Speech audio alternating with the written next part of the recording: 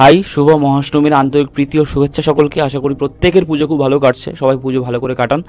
তো নিজের কিছু ব্যক্তিগত কারণ বা পুজোর জন্য রেগুলার ভিডিও আনা এই মুহূর্তে সম্ভব হচ্ছে না। আজকে সময় পেলাম তাই এই ভিডিওটা করছি। লাস্ট আমি রঘু ডাকাত সিনেমার রিভিউ দিয়েছিলাম। তো পুজো 4টে সিনেমার মধ্যে একটাই এখনও দেখা হয়েছে, এখনও 3টে দেখা হয়নি। এখনও অনেকগুলো কন্টেন্ট জমে আছে, আস্তে আস্তে আসবে। তো আজকে এই ভিডিওতে আমি কথা বলবো প্রভাসের আপকামিং সিনেমা রাজা সাহেবের অফিসিয়াল ট্রেলারকে নিয়ে। ট্রেলারটা কালকে চলে এসছে। ওই যে বললাম কিছু ব্যক্তিগত কারণ, পুজোর জন্য রেগুলার ভিডিও করা এই মুহূর্তে সম্ভব হচ্ছে না। তো কালকে এসছে তাই আজকে রিভিউটা করছি, সময় পেয়েছি। তো কেমন হলো ট্রেলারটা আমি বুঝতে পারি না। প্রভাসের নাম এরকম জালি সিনেমার সঙ্গে কী করে অ্যাটাচ হয়ে যায়। এর আগে আদিপুরুষ এসেছিলো, সেটা বলে জালি সিনেমাই ছিল, আদ্যপ্রান্ত জালি সিনেমা। এবার এটাও আসছে। ট্রেলারটা দেখেই মনে হচ্ছে পুরো ক্রিঞ্জে ভরা ট্রেলারটা। তো আগে ট্রেলারটা নিয়ে আসি, কী কী ভালো লাগলো। কারণ ট্রেলারটার নেগেটিভ দিকই অনেক আছে, তো ভালো দিক আছে কয়েকটা। কী কী ভালো লাগলো আগে বলে নিই। ট্রেলারটার মধ্যে যেই সমস্ত দিক বা যেই কয়েকটা দিক আমার পছন্দ হয়েছে, তার মধ্যে 1 নম্বর হচ্ছে শুরুর দিকটা ভালো।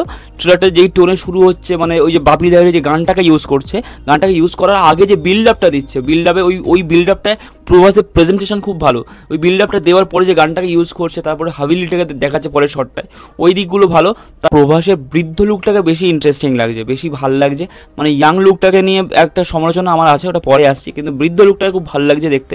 যেই সময় তারপরে থার্ড যে পয়েন্টটা ভালো লাগছে, ওটা হচ্ছে ওই একই শটে ওই যেই শটটায় পুরো উপর, মানে নিচটা ওপর হয়ে যাচ্ছে, মানে পুরো রিভার্স হয়ে যাচ্ছে, নিচের লোকগুলো উপরে উঠে যাচ্ছে। যে সময় প্রভাস পুরো একদম ফ্লিপ করলো, পুরো নিচ থেকে উপরে উঠে চেয়ার নিয়ে বসলো, তারপরে ও যখন হাত দেখিয়ে পুরো নিচে প্রত্যেকে উপরে তুললো, ওই সিনটা খুব ভালো। তো এই কয়েকটা সিন আমার পছন্দ হয়েছে, এই কয়েকটা দিক ট্রেলারের মধ্যে আমার পছন্দ হয়েছে। কিছু ভিজুয়ালস ভালো, কয়েকটা ফাইট সিনস ভালো। মানে ওই কুমিরটাকে যে সময় প্রভাস ওই ফ্লিপ করে ওপর দিকে, মানে ভোল্ট খেয়েও ওপর দিকে ছুঁড়ে মারবে, এই কয়েকটা দিক ভালো। এবার যদি আসি খারাপ দিকে, তো প্রথমে যে খারাপ দিকটা বলবো, এটা কিন্তু একটা হরর কমেডি। তো সেখানে কোনটা দেখে ভয় পাবো, কোনটা দেখে যে হাসবো, বুঝতেই পারলাম না। কী যে দেখালো ক্রিয়েচারগুলো, কি ওই যে একটা গুহার মধ্যে ওই ফার্স্টেই একটা সিন আছে ফার্স্টের দিকে, যে একটা জম্বি টাইপের একটা ক্রিয়েচার এরকম একটা জিভ বার করলো, তারপর প্রভাস জড়িয়ে ধরবে তার নায়িকাকে, তারপরে যে জাম্পস্ক্যারটা আসলো, কি যে ওটা দেখে যে ভয় পাবো না হাসবো কিছু বুঝলামই না। কমেডি সিন একদম বেকার। প্রভাস কমেডি সিন কোনোদিনও পুল অফ করতে পারবেও না। প্রভাস সিরিয়াস টোন খুব ভালো, খুবই ভালো, অসাধারণ করে, কমেডি একদম পারে না, সত্যি কথা বলছি। তো কমেডি ওয়ার্ক করছে না ট্রেলারটায়। তারপর ভৌতিক যে জিনিসপত্র রাখা হয়েছে, একটা তো ভয় লাগছে না, হাসির সিনে হাসি আসছে না, ভৌতিক সিনে ভয় লাগছে না, কি যে বানিয়েছে বুঝলামই না। প্রভাসকে ইয়াং লুকটা একদম ভালো লাগছে না, কেমন মনে হচ্ছে আর্টিফিশিয়াল ফিল দিচ্ছে। মানে বৃদ্ধ লুকটা যতটা ভালো, যতটা ইমপ্রেসিভ, ইয়াং লুকটা কেমন আর্টিফিশিয়াল, মনে হচ্ছে কম্পিউটার থেকে এডিট করা। ট্রেলারটা এমনি খুব বড়, একসময় খুব লেন্দি ফিল হয়, মানে কখন শেষ হবে এরকম একটা ফিল হয়। এই ট্রেলারটার মধ্যে নায়িকাগুলো, 3টে নায়িকার যে কী ভূমিকা বুঝলাম না। গল্পটা কিছু তো গল্প সম্পর্কে আজ করবে, গল্পটা প্রপারলি মানে এক্সিকিউটিভ নয় ট্রেলারটার মধ্যে। আর আছে সঞ্জয় দত্ত, তার যে কী প্রয়োজন পড়ে এই ধরনের রদ্দি মার্কা, তার একটা রদ্দি মার্কা ফিল্ম আসছে। কী যে সে KGF 2 এর মতো, KGF চ্যাপ্টার 2 এর করার পর ভাবলাম হয়তো সাউথে গিয়ে আরও বড় করে রোল পাবে, সমস্ত রদ্দি মার্কা বইগুলো করছে।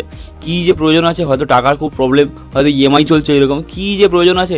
বোমান ইরানি আছে, কেন আছে, কি স্পেস পেয়েছে ট্রেলারটায়। প্রত্যেকের প্রেজেন্টেশন খুব উইক।